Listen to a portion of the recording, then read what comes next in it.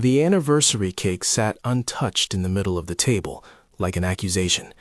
2 plates, 2 knives, one of them unused. Steam curled from a pot that was already cooling. Across from it, under a lamp with a cold halo, Jiang Xinyan folded the last sheet of paper with hands that did not tremble as much as she'd expected. The apartment around her smelled of lemon and overdue conversations. Feng Yucheng did not look at the cake. He did not look at her. He looked at the document in front of him with the precision of someone who had long since learned to separate feeling from logistics. "You can sign here," he said, voice flat, economy of syllables.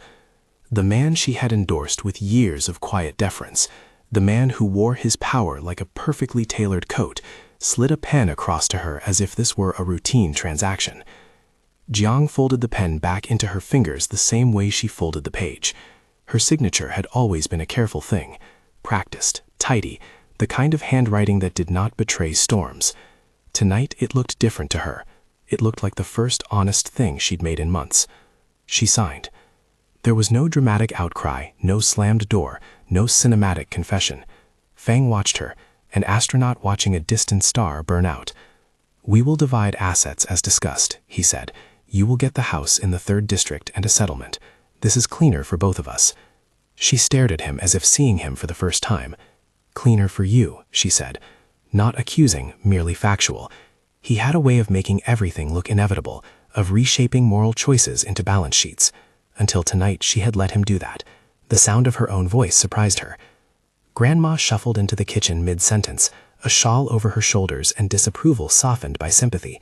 Her face had been an atlas of loyalties for as long as Jiang could remember, toward tradition, toward whatever the family had decided. Tonight, the wrinkles softened when she saw Jiang's face. "You did good," she said, and though the words were small, they felt enormous. Outside their window, the city hummed with other people's ordinary tragedies and triumphs.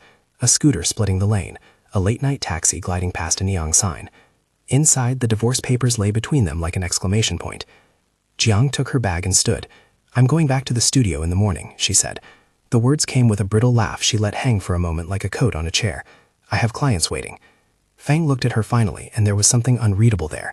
Cool calculation, maybe a flash of old tenderness, or perhaps only the reflex of someone who found other people's pain inconvenient. "Do what you must," he said, "but remember your name in the firm. There is reputational risk." She looked at him, then down at her hands. The word reputation had been used against her more than once, by editors, by the office grapevine, by people who thought they could reduce her value to a rumor. Tonight, it was a challenge. She held it like a map. The elevator took longer than usual on the way down. Perhaps it was her imagination. Perhaps the floor lights dimmed as if under a command. The car smelled faintly of coffee. When she stepped out onto the street, she pulled her coat tighter and slid her hand into Grandma's warm clutch. The city felt sharper somehow. The lights, the sound of heels on slick pavement, and she found herself walking towards the design studio with a steady, deliberate pace. The news had arrived like a cold draft the next morning. Someone had posted a short clip of Jiang getting out of a neighbor's car 2 nights ago, the fragment edited and captioned with vicious clarity, "The mistress returns." The clip made it into office chat rooms, threaded through group chats and whispered lunch tables, a weapon polished with careless glee. At the studio, the elevator opened into a river of quiet faces. Su Minye was waiting, an ivory smile like a practiced shutter closing. She wore civility like a costume and used it to direct attention. "Xinyan," she said with bright sympathy, "I'm so sorry this happened." Her hands were clean, her words were contemporary. Inside her mouth, the poison tasted like a cocktail. Lin Chongsheng, whose lascivious ideas always disguised themselves as concern, made an offhand joke about timing that made the junior staff snort into their lattes. Someone had posted the clip to the company group chat with a commentary full of half-truths and perfect cruelty. Comments multiplied like mold. Someone suggested that Jiang had been the mistress for months. Someone else said it was typical for a woman to be so reckless. Jiang walked through the room like a boat through shallow water, careful, aware of the scrapes. Her assistant Cheng met her at the studio door and gave her a look that had urgency carved into it. "Don't go on the network," Cheng said. "They're watching how you react." Gu Ziyang, leaning against the drafting table, wore concern like a second skin. He had been her confidant since the old days, reliable in ways that didn't require declarations, his support quiet but steady. "Ignore the chat," he said, as if that were a remedy. "We'll handle the client. It's your work they're lampooning, not you." But reputations had weight. They bend towards truth in other people's mouths, and once the rumor mill turned, the wheels had a way of grinding anything in their path. They tried to keep the day as normal as possible. The agency buzzed, the bright, cluttered hive of designers and account managers, mood boards nailed like declarations, coffee rings mat-making the desks. Jiang sat down to revise a portfolio piece, fingers moving the way they always had across paper and pixels. The designs were her lexicon, the only place where she felt she owned a grammar that belonged to her alone. Yet even that felt susceptible to other people's interpretations. The client meeting was scheduled for noon, a mid-sized boutique brand with a taste for subtle luxury. The pitch was crucial, when the contract and the company would finally get the kind of campaign that could change the studio's trajectory. A win also quieted rumors. Gu Ziyang had insisted on it. The team had worked late nights. Jiang had spent the entire weekend perfecting the color story, convincing herself between strokes and late-night tea that the work could speak louder than gossip. 15 minutes before the meeting began, Jiang's laptop dinged, a server alert from the creative director. The portfolio had been uploaded, every file, every high-resolution mock-up, to a foreign address. Someone had leaked her concepts to a competitor's showroom. The agency's online portal had been breached. Earlier drafts, watermarked but unmistakably hers, were floating on a design forum. A cold, peculiar silence descended. It was the kind you hear in a theater when somebody forgets their line. "Who had access?" Jiang asked. Her voice was steady. The professionalism was a shield she had learned to fit. Song, the tech, rumbled through logs and IP addresses. The trail zigzagged through a company workstation, then a subcontractor's email, then bafflingly through an internal assistance account. Someone had crafted a clean, efficient sabotage. "This isn't random," Song said. "This was targeted." Su Mingyu's face, expertly blank, seemed to say everything it needed with a tilt of her chin. Lin Changsang made a sound like a small boy disappointed at a broken toy. Rumors were cheap, but sabotage required calculation and access. The client arrived. They were not cruel people. They were picky, meticulous, preferring products that wore quiet elegance like a secret. Their lead strategist was a woman with cropped hair who scrutinized patterns the way a jeweler would have cut of diamond. Jiang presented. Her voice, sharpened by a week of humiliation, was clearer, more resonant. She did not apologize, she did not explain. She opened with the one thing that had always steadied her: truth through design. She walked the room through mood boards, tactile choices, the cunning little mismatches that made a brand feel human instead of manufactured. When she talked about the woman who would wear the clothes, the woman she had once been, and the millions she could be, there was no need for theatrics. The work was her argument. Halfway through, a junior member piped in about the leak and tried to explain. The client's fingers tightened on the table. Trust was fragile, but Jiang kept going and something in the room shifted. Instead of focusing on the theft, they began to look at the designs themselves and saw an intelligence at work. The competitors' images were flat. Jiang's proposed campaign had warmth and a stubborn sense of narrative. She finished. For a long moment, there was only the hum of the air conditioner. Then the client's strategist lifted her head, studied Jiang with the narrow, painful scrutiny of someone who could not afford to be sentimental, and said carefully, "We want to work with the team that conceived this." It was small and enormous. The contract was not yet inked. There were legal knots to untie. But the room exhaled. The team rallied. Gu Ziyang grinned in a way that ate a little more space for courage in Jiang's chest. Chang clapped his hands like someone clapping for the last scene in a show that had been saved. Later, in the stairwell, Jiang leaned against the cool concrete and let the victory run through her like a tonic. The wind did not erase the humiliation, but it was proof. Her name still carried a thread of truth that could be pulled back into a garment. "Stay with it," Gu said, pragmatic. "They'll try softer attacks now, pictures, whispers, but the work can't be argued with." She nodded. "I'll be louder," Jiang said. The words felt less like a threat than an order she was finally giving herself. There was a brief moment of levity, Chang trying on a ridiculous hat as a celebration, and then the world resumed its smaller cruelties. The group chat erupted again, this time with a new spin, accusations that Chang had used assets from the firm without permission. Someone claimed a file had been found on an external drive traced back to her login. Someone else suggested that her marriage was a factor in her success. Gu's eyes grew a hard blue. "We'll check the logs," he said. "We'll get legal involved if we have to. Don't respond on social." This was the work of endurance now, the slow, methodical fight back. The early days after the divorce became an education in small kinds of bravery. Jiang built a new morning ritual. She went to the studio early and left late. She took meetings she would once have dodged and turned them into exercises in clarity. She rebuilt relationships, reaching out to former clients with messages that suggested continuity and strength rather than pity. Her portfolio grew not just in content but in tone, cleaner lines, more narrative cohesion, no apologies. One evening, when she was reorganizing files after a late-night run-through, Song knocked on her door with something between distress and triumph on his face. "Look at this," he said, and handed her a printout of server logs. The IP traces showed a user account that had accessed several privileged folders within the agency at odd hours. The account belonged to an executive assistant who had been at the firm for less than a year, someone with access but no obvious motive.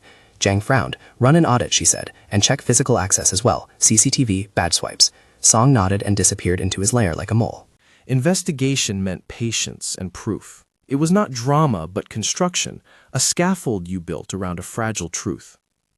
At home, Grandma fussed over her like a mother who had missed the rehearsal of her granddaughter's life. "Wear your red dress to the pitch," Grandma had insisted the week before, as if clothing were liturgy. "People will remember the color and not the rumor." She went to the market, bought new pens, replaced the phone screen protector with one that didn't crack so easily. Small acts of procurement had their own liturgy of care.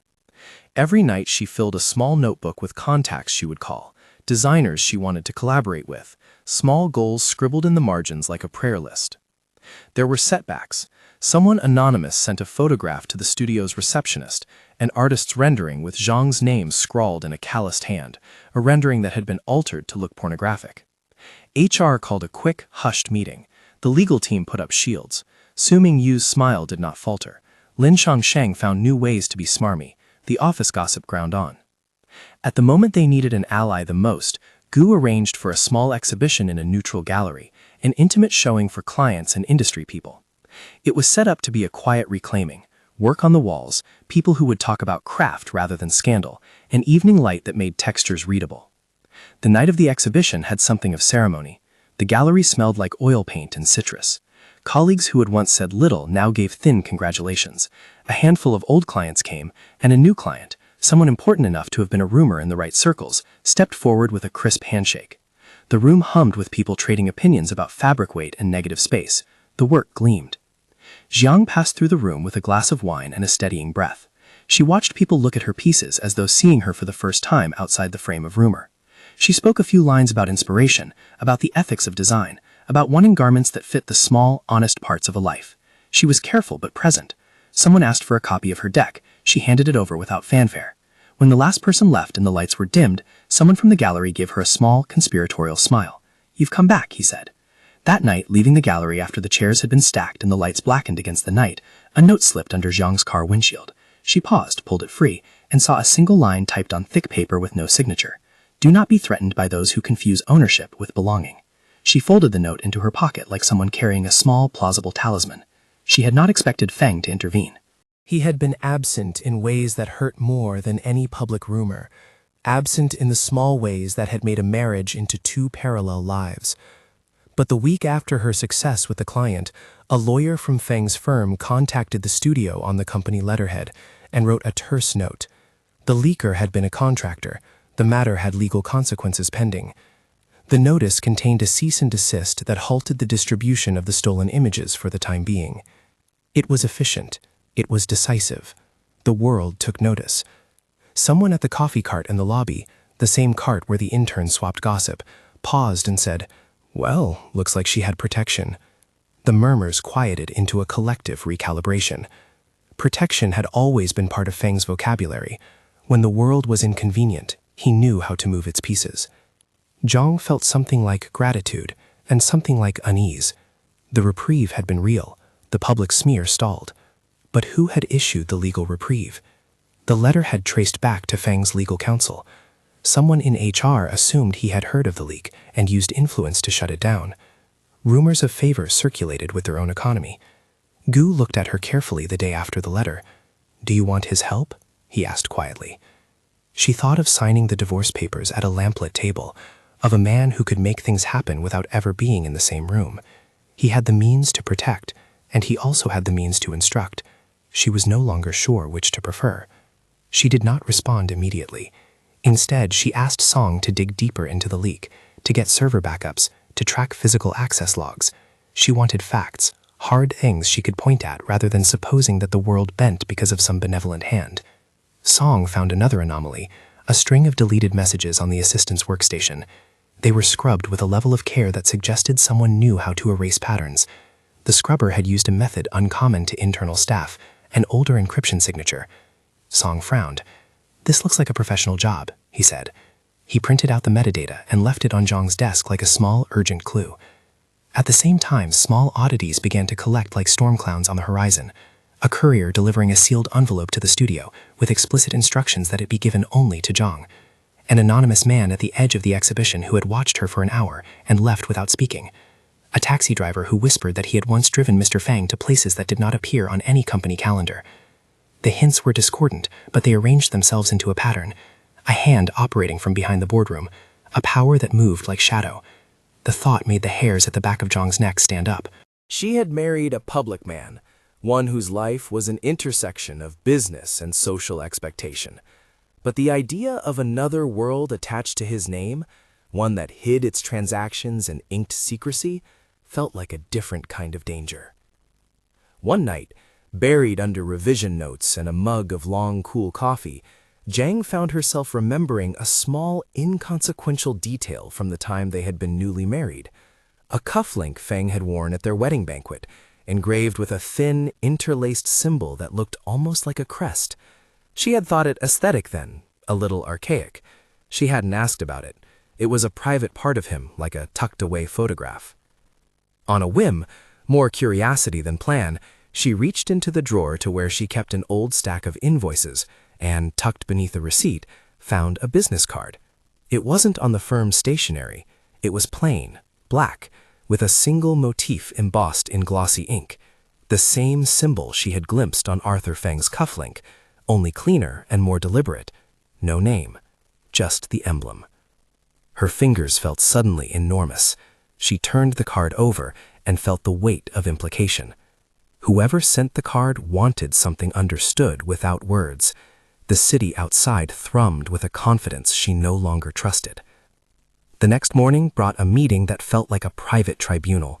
HR sat around the table like people waiting for rain. Su Mingwei looked composed, her smile a thin blade. Lin Chongseng was jittery but inconsequential. The assistant whose login had been used was summoned from his desk, bewildered and white with worry. "You will cooperate with the investigation," the HR head said, her tone making it clear that the firm wished to appear on the side of justice. "We will involve external auditors. Legal would pursue any criminal action," they said, because theft of intellectual property was not merely a corporate risk, it was a crime. Jiang watched them talk, heard the words that tried to give moral clarity to a smear and a theft. Somewhere in the room, someone's phone chimed with another notification. In the quiet that followed, a junior designer accidentally let slip that a man in a dark suit had been seen leaving the building the night before the leak. Security footage was subpoenaed. The name on the security log came back to a service company that handled deliveries for several clients. The man's face was grainy on the recording. He had not looked like a client. Song pursued the thread, and his face got thinner with the exertion of connecting clues. "This is a pattern," he said. "We have cutouts, people with legitimate access who have been used as channels. Someone built an infrastructure to move things out without trace." Jiang felt the slow, certain coil of anger and a cold undercurrent of fear. The fear was not for herself alone. It was for the fragile thing that kept people safe. Law, order, the assumption that wrongdoing could be named and punished. A system that worked quietly in the shadows was harder to fight. That night, she went back to her little apartment. She did not call Feng. She could not imagine what the conversation would be like. Him using lawyerly syllables to soften a confession, or offering protection like a purchase. Instead, she took the black card from her pocket and sat with it under the lamp, fingers tracing the weight of the embossed emblem. She thought of the night she had signed the divorce. She thought of Grandma's hands in the kitchen, of Gu's steady presence. She thought of the design sketches that could never talk if nobody let them speak. Agency felt fragile and crucial, like a newly sewn seam. The following week, she was summoned to the boardroom for what was framed as a formal address to the staff. The room smelled of citrus and expensive coffee. A projector hummed. The CEO called for attention and spoke about culture, updates, the importance of mutual respect. HR announced that they were bringing in a compliance agency and would press criminal charges if the investigation found evidence. The message included mandatory training sessions on digital hygiene and respectful behavior. After the formalities, in the hallway as people clustered like birds around coffee machines, Gu pulled Jiang aside. "They'll go after the contractor first," he said, "but be careful with your social channels. This kind of thing breeds copycat narratives." She nodded. "And if the contractor's a cutout?" she asked. Her voice did not betray the tremor that lingered after writing a card's embossed symbol into her mind. He looked at her, and in his face she read the same thing she felt, curiosity and worry braided. "Then we keep digging." The days wavered between small triumphs and escalating strain. The legal team obtained a subpoena. They recovered fragments of the data trail. The assistant with the scrubbed messages broke down and confessed that he had been approached with an offer, money, and the promise that his role would be secure if he helped. Under pressure, he named a middleman he had been told not to ask questions about, a man who had introduced him to a liaison in a downtown cafe. The liaison, when traced, led to a name that made the office sit up when it arrived, a consulting firm that specialized in discrete problem-solving. A name that on its own might have meant nothing, but the embroidery on the letterhead was the same emblem as the black card, and, Jiang swallowed, the cufflink she had seen on Feng. Coincidence shrank until it didn't. Her heart did an odd little thump. It felt almost like recognition, an understanding as small and cold as the metallic click of a cufflink folding into a sleeve. She thought of the legal letter that had stalled the leak, delivered with the seamless efficiency of a man with resources. Someone in the periphery of her life had held the pieces. She was not sure she wanted to know where. That night, as she prepared to go home, a courier arrived at the studio with a sealed envelope marked only with the familiar emblem. The message inside was folded like a negotiation. It was an apology of sorts, thick with legal phrasing and a concern for the integrity of reputations.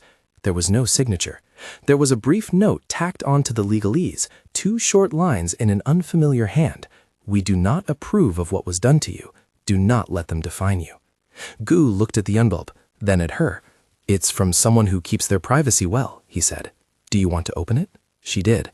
Inside was a single card with tiny print that read, "We saw, we acted, we care about the truth." No name, no claim of ownership. The card felt like a soft landing. It also felt like a hand in the dark. On the other side of the city, Feng Yucheng sat in a room with walls like an accountant's dream, sober, dark panels, no decoration that could be mistaken for irresponsibility. He held a phone to his ear and spoke in carefully measured tones. On the table beside him lay a sheaf of contracts and a small box containing the cufflinks. He was a man who had been schooled in restraint. The power he used in office announcements and in boardrooms operated in the bright light of shareholders and press releases, but the call he made that night used language that did not belong to that light. There were references, code words that meant places and people, not products and profit, and when he finished speaking, the phone clicked into sleep. He took up a cufflink and turned it over. The emblem was simple and old-fashioned, like something borrowed from a history book. He rubbed it between his fingers. For a brief, human flicker, his jaw softened as memory came, some small tenderness for a woman he had once loved enough to marry. He had intervened to protect a name, and in doing so had done precisely what he had learned to do his whole life, lay a wall of influence between the world and the people he wanted to keep intact. He had helped in the service of preserving something he could not entirely name. Unseen by either of them, the city rearranged itself, as cities do. The canals of rumor opened and closed. People shifted allegiances like weather. The agency rode a path between vindication and ongoing risk. The investigation would continue. Threats might persist, but there was a thread, fragile and gleaming, connecting Jiang's small, relentless competence and an inscrutable intervention that had not asked for explanation. Weeks moved forward. Jiang began to stitch together a schedule that was not just about meetings and portfolios anymore. It included interviews with compliance officers, calls with prospective clients who wanted to know the story behind the success, and nights when she answered messages from women whose lives had been upended by rumor, seeking counsel. She replied with something like patience and the mechanical charity of someone who had been through the fire. Then, one late afternoon, as rain blurred the city into watercolor, Jiang returned to the office to find a visitor waiting, a man in an unremarkable gray suit who introduced himself with calm courtesy. He did not give a name. He simply held her gaze and said, "Miss Jiang, I am here on behalf of someone who thinks very highly of the way you have handled yourself." His face was plain. His eyes catalogued people like a ledger. He handed her an envelope and waited. Inside was an invitation, an anonymous benefactor offering resources for her next collection, a sum to provide runway shows and production samples, the sort of seed money that could pivot a studio. There were conditions couched in polite legal language, options to accept help in specific, businesslike ways, but nothing overtly controlling. Jiang looked up at him. "Why me?" she asked. His voice was quiet. "Because he admires your integrity.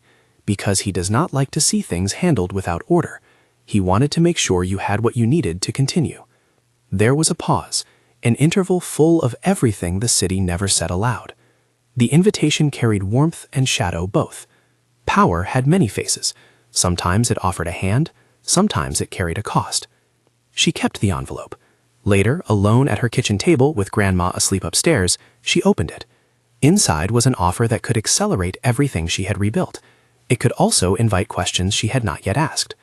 She placed the card on the table, the emblem catching the lamplight like a small dark star. Her finger traced the edge until the print felt like a reality she could no longer ignore. The question of agency had never felt more immediate. To accept help was practical. There were designs to build, bills to pay, a reputation to secure. To accept help might also mean stepping into another structure of dependency, subtler than marriage but dependency nonetheless.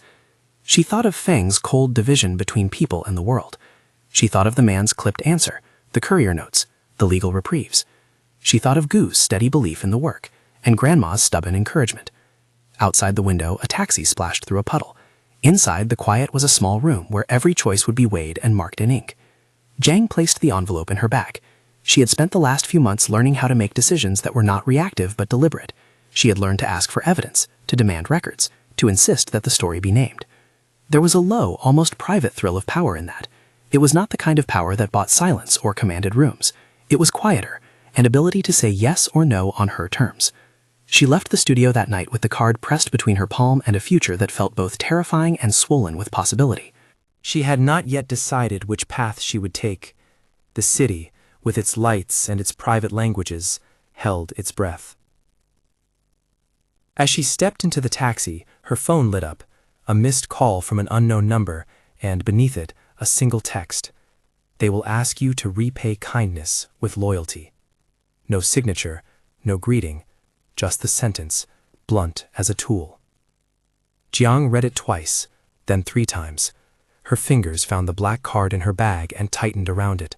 For the first time since the papers had been signed, she felt a surge that was not panic, but clarity. The life she wanted would not be given by rumor, nor reclaimed by others' interventions.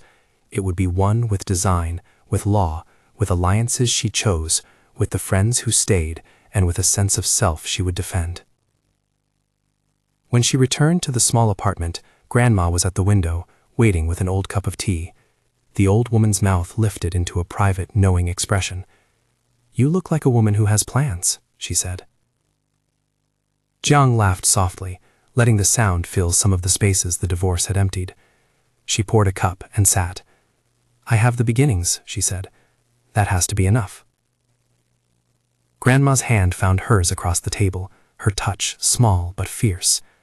"Enough," she repeated, as if the word itself had muscle. That night, as rain traced paths down the window, Jiang went through the list of things that needed to be done. File the HR complaint, meet with the lawyer Song recommended, plan the next showcase, follow up on the anonymous offers. She wrote the names of contacts she would call and the emails she would send. She circled the black card and wrote beneath it, "Find source." Sleep came in brief, stolen segments.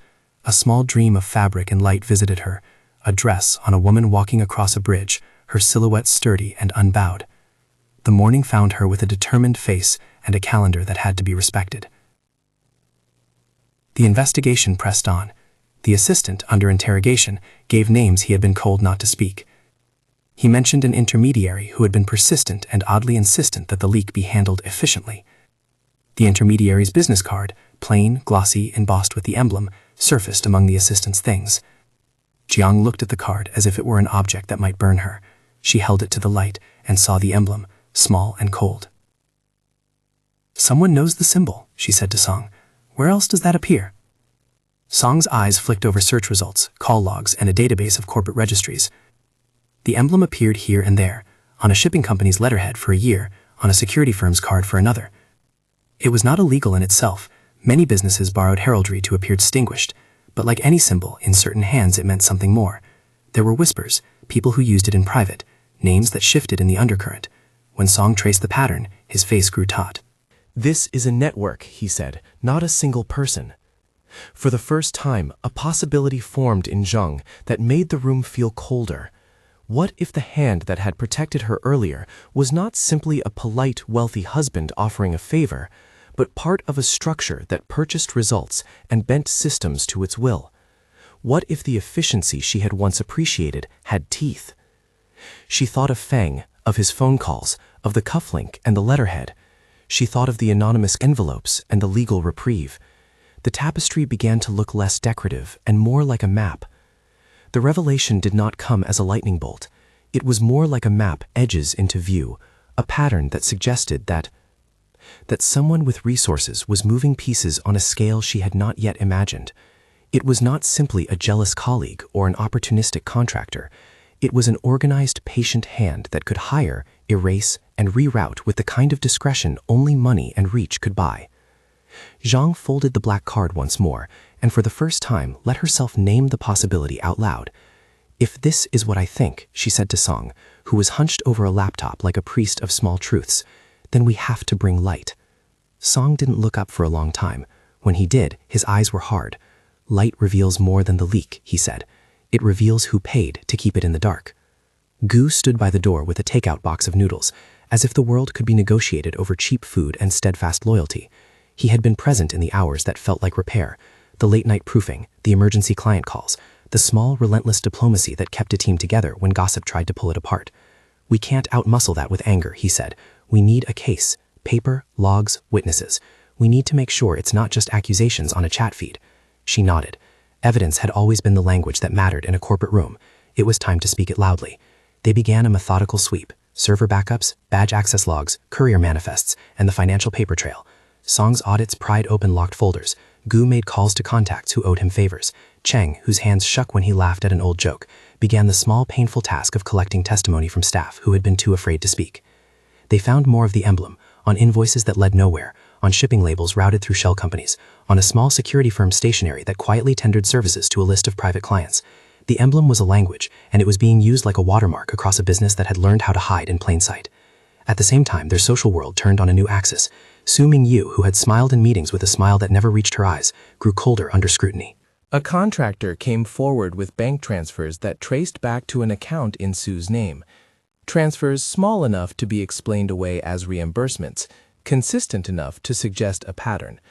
When HR confronted her with the evidence, her practiced civility crumpled. She cried and said she had been paid to soften Jiang's presence in the office, to make it easier for a client to favor other designers. She had thought, she sobbed, that taking the money would secure her career. The firm could not ignore the testimony. The ethics committee moved. HR processed a suspension pending legal review. Lin Chengsheng, who had been the office sneer incarnate, found his own misdeeds dredged up in the wake. Comments that had been polite in public and predatory in private found their way into formal complaints. The atmosphere soured. People who had gossiped in the lunchroom suddenly wanted to look out of windows. For Jiang, the exposure of small betrayers was necessary but not enough. She wanted the architecture of the sabotage, the network that had handled and distributed stolen files brought into the light. Song's persistence paid off one rain-slick morning when he called her into the server room and tapped a line of code that led to an off-site server, to a host registered in a corporate name that matched the black card's pattern. "I traced transactional traffic," Song said, showing her the string of payments. "There's a consulting firm, nominally legit, that we can tie to delivery services and to a security contractor who's been seen handling transfers at night. That consultant bills a private client, an individual, through multiple LLPs. The invoices are signed off by a person who uses an alias. But there's another thing. The bank payments go to a holding company registered under a trust that's linked to a corporate account traced back to a firm Feng Yucheng's family has stake in." Gu's face went tight. He knew how corporate structures could mask other flows. "If the money touches one of Feng's family firms," he said, "we need counsel. We need to move with the law." The thought of dragging Feng's name into investigatory light felt like walking toward an uncovered wire. But a revelation is not a decision, it is a responsibility. Jiang did not rush. She asked for records, she asked for more logs. She demanded hard proof rather than the relief of a tidy conclusion. The more she pulled, the more threads led to a single nexus, the emblem. The same mark appeared not only on the consulting firm's document footer, but on the letterhead of a private legal notice that had stopped the initial flow of the leaked images. It appeared on a shipping company that handled discreet deliveries, and again on a security company that had once supplied guards to events Feng's firm hosted. The city, as if obeying gravity, began to align symbols into constellations. When Song finally presented the ledger that mapped payments, transfers, and shadow invoices, he did it with a gravity that made the air feel colder. "I can follow the money," he said. "I can map it into a chain. The chain ends, more often than not, at a holding company with conservative registrations. But when I follow the involvement, delivery confirmations, security invoices, private legal notices, they point back to a private individual controlling a network of services. The question is motivation." "Who?" Jiang asked. Song looked at her as if offering a gift that could also wound. "You know." She had known, the way the city knows about a storm by the hush that precedes thunder. Feng's corporate ties, the cufflinks she had noticed, the anonymous cards, the legal letter that fell like a net from a height she could not fully see. All these small things had gravity because they were tied to one man who wore the appearance of a CEO like armor. The idea of Feng as a man who could arrange legal reprieves and smear reversals had been imaginable before. The idea of him as an architect of an underworld network, someone whose resources bent law and market alike into subtle servitude, felt like falling into a story she had once read in a book she had vowed never to marry. She did not want to believe it, and part of her did. Part of her had always been a woman who married someone whose hands could move the weather. If those hands now reached into places that made fear possible for others, then the question was not only about her reputation, it was about whether the man who had been her world could be held to account. She arranged, with legal counsel present, to confront Feng. Gu suggested a mediator. His voice had his usual practical cadence. "Don't go alone, Xinyan. Document everything. No theatrics." Cheng offered to sit in as a witness, someone whose loyalty had no hidden ledger, and Song agreed to freeze whatever logs he could before any interference might erase them. They met in a neutral conference room, city light folding into the glass. When Feng entered, he carried his customary composure. The man who moved through boardrooms like a breeze had a new heaviness under his jaw, a kind of curated fatigue. He sat and looked at her for a long time before speaking. For the first time since the divorce, the first time since she signed those tidy legal lines, he looked like someone about to say more than prophets. "You're fishing," he said, not questioning his capacity as much as reading a line on a script. "This is a corporate investigation." "This is a personal one too," Jiang said. Her voice was steady. "Someone used services tied to entities connected to your family's holdings to coordinate the leak. I have ledgers, I have invoices. This isn't conjecture." He watched her for a long time. There was, in his eyes, something that resembled sorrow and something else more complicated, an old private war between desire and the mechanics of survival. "I acted," he said finally. "I stepped in to stop a narrative. It was a professional move and a personal one." "Who were you stopping?" she asked. "The leak? The smear? Or were you protecting an infrastructure that can do both?" His fingers found the cufflink box in his coat, as if to touch something that could anchor him. He opened the lid and traced the symbol with a finger. "You saw the emblem," he said. "You saw the black card. It is tied to services my people use: consulting, security, private logistics. They exist so that clients and partners can be protected without publicity. Sometimes that protection is legal, sometimes it is not." He did not say the word mafia. He did not need to. The implication was a tooth in the mouth of the sentence, the name its shadow. The room narrowed like a camera lens. "You protected me," Jiang said. "You used these services to scrub the leak. Someone, shut down the dissemination." "I did," he admitted. His voice cracked, not with melodrama, but with the small, surprising human noise that escapes a man who has been folded into the machinery of power. "Because I couldn't bear for your name to be ruined. Because there are things I can move that others cannot. Because I thought it was what married men do. Protect." "Protect at what cost?" Gu asked, voice low. He had been the quiet sentinel at Jiang's side for weeks, and his patience had hard edges now.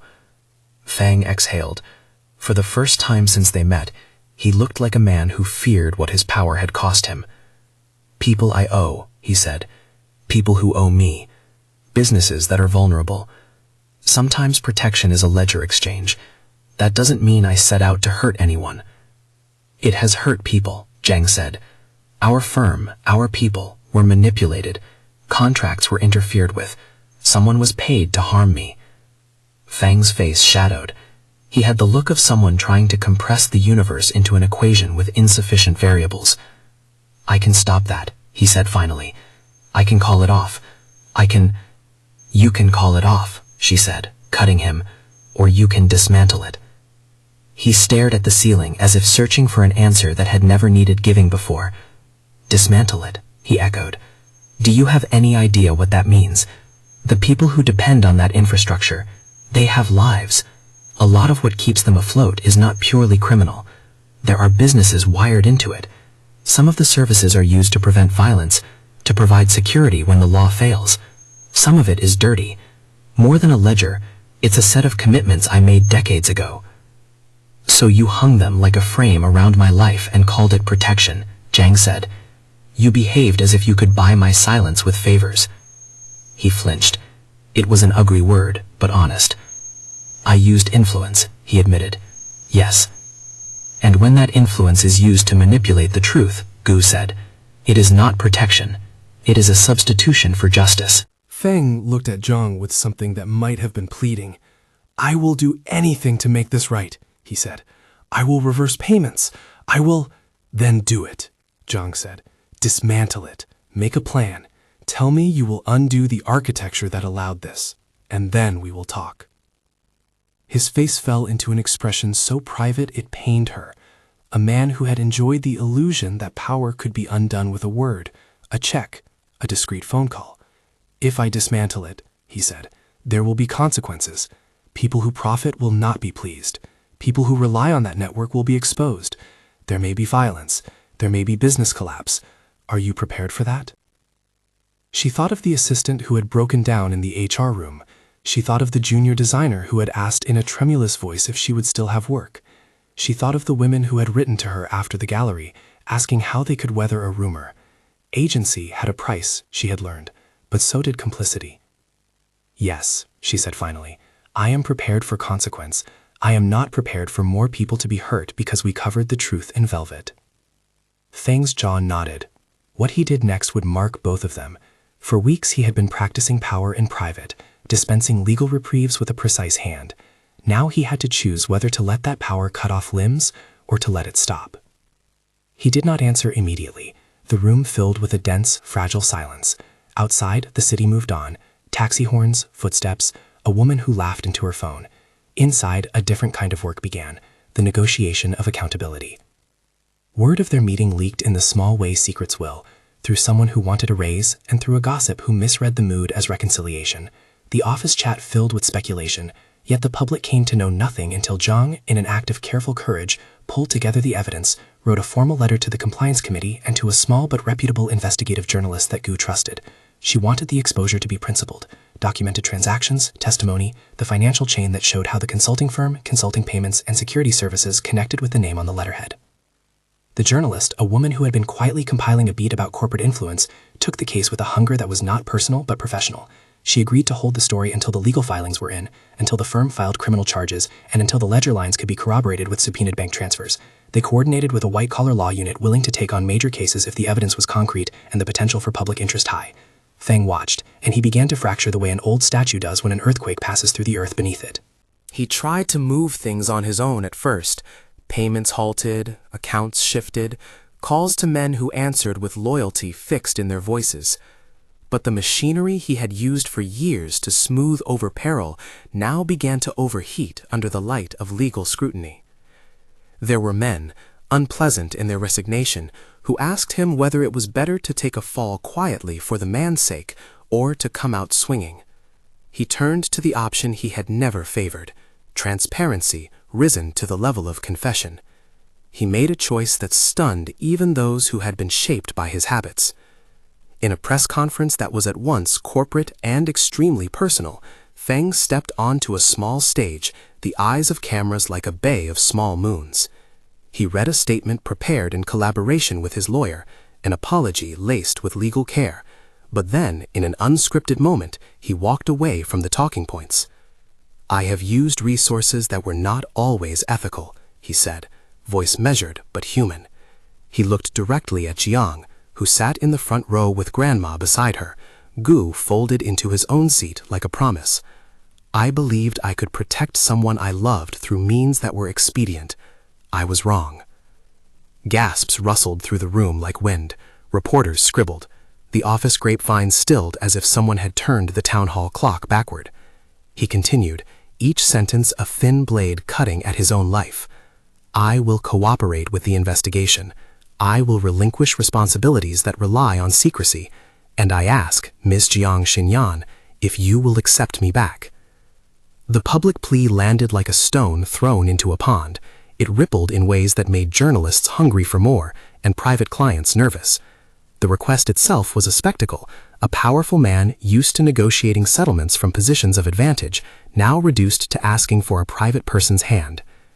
Jiang felt in her chest a complicated heat, astonishment, a sense of victory that tasted like worry, and an old thread of memory of a man who had once been beside her for reasons she had believed were love. She thought of the ledger lines, the invoices that had shown harm beyond her, the junior assistant whose family had been threatened in a whisper.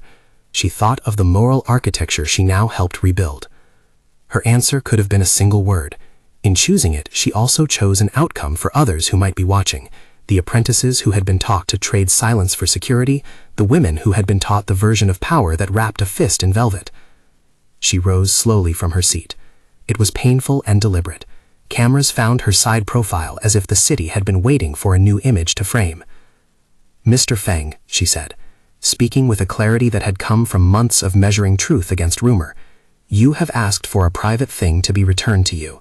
You have asked for my presence as if it could be purchased with apology. I will not be purchased. That line cut into the manufactured hush. He swallowed, a man who had been used to getting what he asked for. What are you saying? He asked, a tremor in his otherwise controlled voice. I am saying what I have said since I chose to sign those papers, Jiang answered. I am a person, not an account. If there is to be reconciliation, it will not be on your terms. It will not be on the terms of secrecy, of protection bought with other people's harms. If you truly mean to make this right, then dismantle the systems that enabled harm. Turn over your books. Cooperate with the investigation. Let those who have been wronged be heard and make restitution. I will consider your apology once you have made real amends. There was a long, dangerous silence. The cameras hummed as if anticipating a fall. Feng looked as if someone had pressed his palm to a hot stove. His instincts told him to force the answer, public repentance, calling in favors to shape a narrative. But something in his face had loosened, and with it, the old armor slid in a way that made him appear almost human. He had the option to retreat into brutal self-preservation, to hire men to silence the press, to bury evidence under corporate acquisitions, to make the problem vanish like a stain. Instead, he nodded. It was not a theatrical capitulation. It was the start of an accounting. I will cooperate, he said, and the words felt like a thing that could break or build. I will open the books. I will step down from the positions that have allowed me to use private services for private ends. I will invite law enforcement to investigate fully. If there is consequence, I will face it. Many people in the room exhaled as if a weight had been lightened. Some looked shocked. Others looked like predators hoping to feast on a man's misfortune. Among those watching at the studio and in the offices, there were murmurs of relief and the cold arithmetic of consequences. The investigative team, bolstered by the ledger Song had painstakingly traced and the journalist's corroboration, moved swiftly. Subpoenas followed. The consulting firm's offices were inspected. Bank accounts were frozen pending legal review. Employees who had been paid to manipulate narratives were interviewed under oath. The net closed not like a sudden trap, but like a slow, inexorable tightening that required patience and willingness. Not all players went quietly. There were hushed arguments, threats made in phone calls that trailed into silence. A few men who had built lives on opaque transactions sounded like frightened beasts when their feeding grounds were removed. A middle manager who had taken money to leak files was arrested and later publicly disciplined. The worst of the network, the actors who trafficked in intimidation and physical coercion, were identified in part and faced raids and criminal charges. The narrative that had once given the emblem a soft, ambiguous sheen was stripped to its bones. None of these events were celebratory. Arrests were messy. Families wept. Some defense lawyers shouted about manufactured evidence. Some journalists fanned flame for clicks. There was ugliness to the process that underscored the need for legal rigor. But the architecture that had allowed harm was dismantled in a way that acknowledged victims and documented wrongdoing. Through it all, Jiang continued to work. She had the steady rhythm of someone who refused to be defined solely by the drama around her. She took meetings, designed collections, and leaned into the work that had been the foundation of her life. The brand she had rebuilt began to attract larger orders. A small boutique that had once been tentative now placed a flagship order. A magazine reached for an exclusive interview about ethics in design. Clients who once whispered now sought partnership publicly. Gu watched her with admiration, but he never rushed intimacy, as if there were something to be won in a sprint. He offered a kind of quiet love, coffee when she was late, a steady presence at hearings, a hand warm in the dark when she woke from nightmares. He did not insist on a future. He might have hoped for one. His support was patient, in the way a tide is patient. It shapes without demand. Grandma celebrated in small, bright rituals. She cooked a stew that smelled like victory, bought a new scarf, and declared that you must look expensive when you are honest.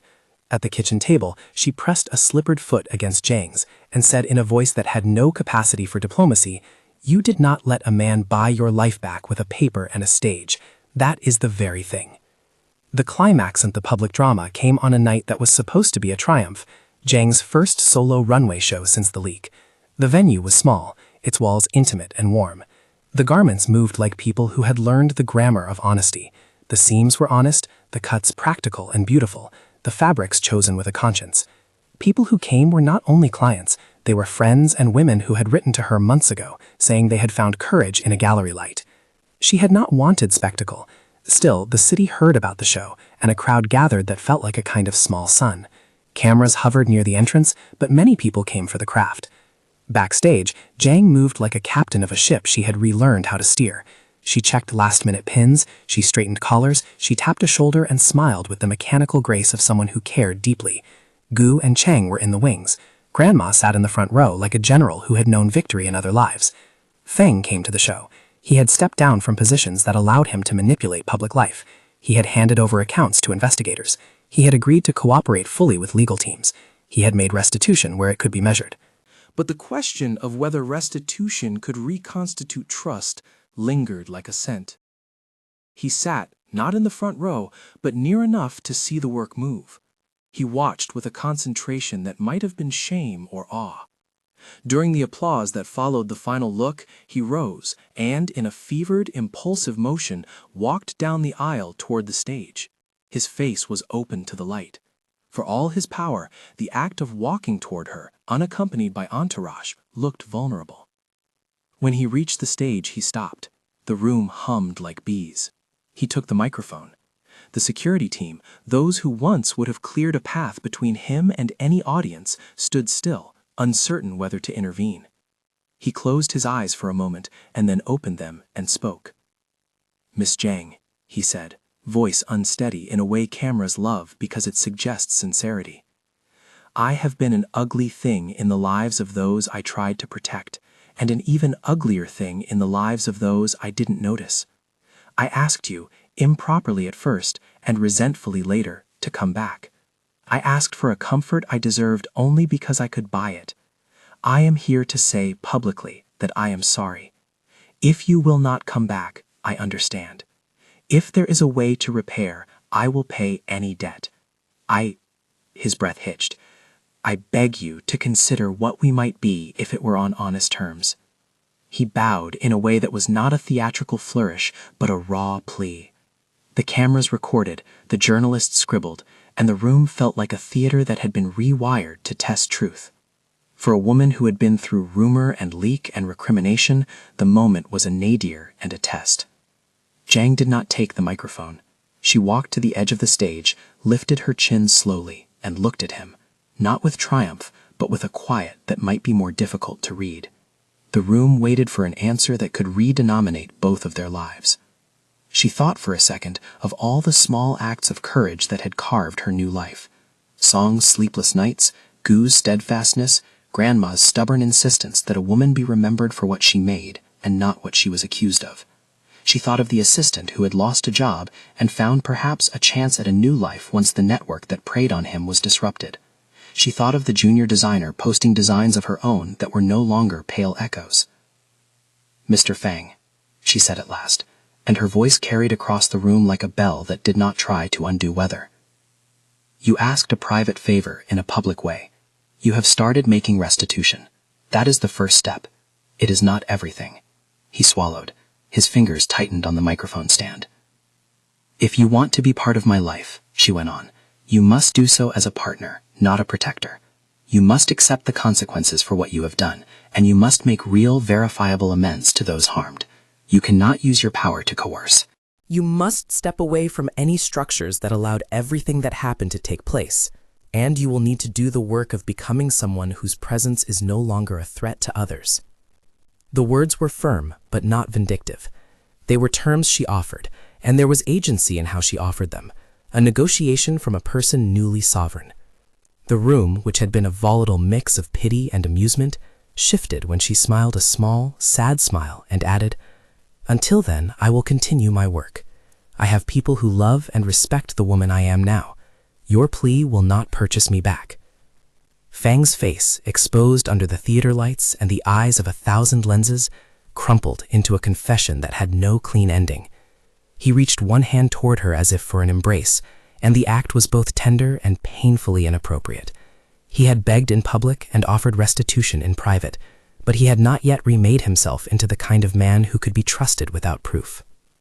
He knelt down then, an impulsive gesture, and for a moment it was a private implosion of a man used to command. He asked again, in a voice that was almost small, to have her back. It played oddly against the applause that still echoed from the audience, as if the room had been granted a tableau. Gu stepped forward, not to take anything away, but to shield, and the security team finally moved in to form a respectful distance. Jiang watched the man she had once married lowered in a way she had not expected. The sight cut through her like winter wind. She felt pity and a stubborn refusal. Pity for the man, refusal for the model of power he had once represented. "Stand up," she said quietly. "You do not get to absolve yourself by theatrics." He rose slowly, tears in his eyes. The cameras captured everything. For some viewers, it would be a redemption narrative. For others, it would be a cautionary tale about power and the cost of secrets. In the weeks that followed, Feng's cooperation deepened. He provided access to accounts, opened lines to men who had been complicit, and faced inquiries that stripped away the protective layers he had put in place. People he had once shielded found themselves facing the light of legal proceedings. Some pleaded guilty and reached settlements. Others fought. The network did not disappear overnight. Its unraveling was a process that took time and cost many reputations. The man who had once commanded a room with a look now found himself at hearings and depositions, a newly humbled figure. He made restitution where it was possible, and he publicly supported initiatives for ethics in business, an action that made some shrug that the rich always find charity, and others watch with cautious hope. For Jiang, the aftermath was a complex weave. There was no neat reconciliation that fixed everything. There were apologies that needed to be made and accounts to settle. There were nights when she woke with the old fear that resurfaced like a ghost. But there were also evenings filled with new clients, with studio laughter, with the gentle warmth of a woman who had learned to design life as carefully as she designed fabric. She continued to grow her brand. The show was a success. A major publication ran a feature that focused not on the drama, but on the ethics woven into her process. A commitment to equitable supply chains, a promise to support workers displaced by industry shifts, and a refusal to let reputation be weaponized again. The story gained traction, and with traction came more business. Gu, ever patient, began to show a side he had kept under a measured reserve. One night, after a long meeting and a late delivery of pattern samples, he walked her home. The city was quiet. He stopped at her door and looked at her with a softness that had nothing to do with rescue or providence. "You did all that," he said. "You made choices that could have destroyed you. Instead, they remade you." She smiled, tired and true. "I wasn't alone." "I know," he said, and in the way he said it, the city felt as if it had rearranged itself. He did not demand a future, he offered one where there was mutuality. If you ever choose to make room for someone else, make room for someone who stands when you kneel. She considered the line and touched her fingers to the cuff of her coat. The image of the man who had once knelt in a theater stayed in her mind, but it no longer had power to unmake her. She nodded, not because she had decided on an answer, but because she had learned the value of silence that is not capitulation, but a space to consider. In the end, the public plea, the spectacle of a powerful man begging to have her back, did not define the conclusion of her story. It was a moment, a test placed on an archway. She had been reborn after divorce not through a rescue or a dramatic reconciliation, but through the steady work of rebuilding a life she could claim as her own. Months later, when she walked into a studio that no longer smelled of other people's gossip, but of the warm citrus and paint of creation, she saw the city's light folded into a dress. She had come far enough to know that a future might include many things: friendship, partnership, a love that respected autonomy, perhaps a quiet life of mutual stewardship. The man who had once tried to protect her at any cost had asked publicly to be returned. He had been begged, he had been vulnerable, he had started to pay. On a spring morning, a paper arrived. It was a legal document. Feng had stepped down from a board that had allowed the private services to operate with impunity. He had agreed to a settlement that included funding for the very initiatives Jiang had proposed: support for displaced workers, a fund for professional rehabilitation for those coerced into complicity, and an external watchdog to ensure future transparency. He had also agreed to a period of legal review and to meet with mediators who specialized in reconciliation for those harmed. She read the document at her kitchen table. Grandma, sitting across from her, flipped the page gently and nodded. "You gave a condition," she said plainly. "He met it, in part. That's enough for now." "It might be enough for others," Jiang said. She folded the paper and placed it into a drawer, symbolic perhaps, but practical. The world would sort its rules of justice and mercy with its slow hands. Her part was to continue. Outside, a delivery van drove past with the emblem on the side, a reminder that symbols have histories, and that histories can change. For Jiang, the emblem would hold a scar, not an ornament, but a record. It would remind her of the cost of secrecy and the value of oversight. On the night the settlement was announced, the city was warm and alive. Jiang walked down a street lined with cafes to the small riverside where she once dreamed of dresses that would bridge ordinary lives. She stopped, looked at the water, and then at the skyline that shimmered like a promise. Her phone chimed, a message from Gu. "Dinner?" She smiled and typed back a simple yes. She had been reborn after divorce into a life that was not a mirror of the old one, but a new garment sewn in the light. People would tell the story many ways. Some would narrate the scandal, others the comeback, others the moral tidy-up. She did not care which headline came first. The truth she kept at the center of her life was quieter. She had learned to refuse terms that compromised others. She had learned that power demands accountability. She had learned that a public plea could be answered on her terms. Weeks later, a news segment ran footage of Feng leaving a legal building, a man who looked smaller in the light, offering in interviews apologies rendered with caution. A correspondent, empathetic and hungry for neatness, asked him if, after everything, he would still hope to win Jiang back. He looked down and then up, as if searching for a map he had once used to navigate someone else's heart. "If she finds it in her heart," he said, appearing almost like a child asking for mercy, "I would be grateful." Jiang, watching from a studio where models pinned hems and music rose and fell, did not reply publicly. She had been asked, she had been begged. The story had marvel and mess both. She had watched a powerful man bend in a way that made the press hungry for redemption arcs. She had learned that begging does not alter the ledger of harm, but accountability can. She went on designing, on building work that paid people fairly and that refused to be complicit in systems that took advantage of the vulnerable.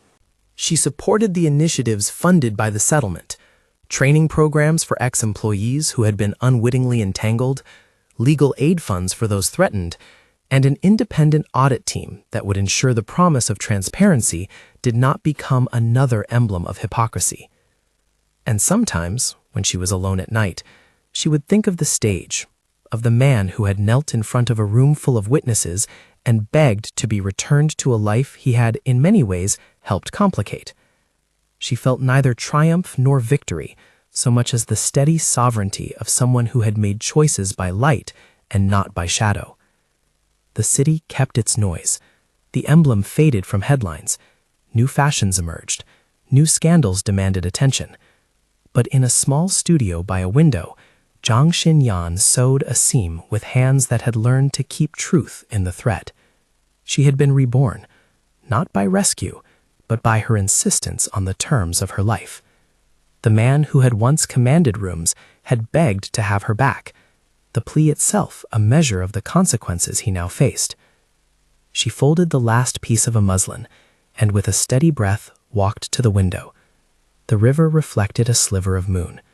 She traced the line of the horizon, and in that small gesture chose the life she would continue to design, one held together by craft, by courage, and by the refusal to let anyone buy back a woman's dignity with spectacle. If the city would tell the rest, let it tell of the woman who said no to being purchased, and yes to a life she had earned.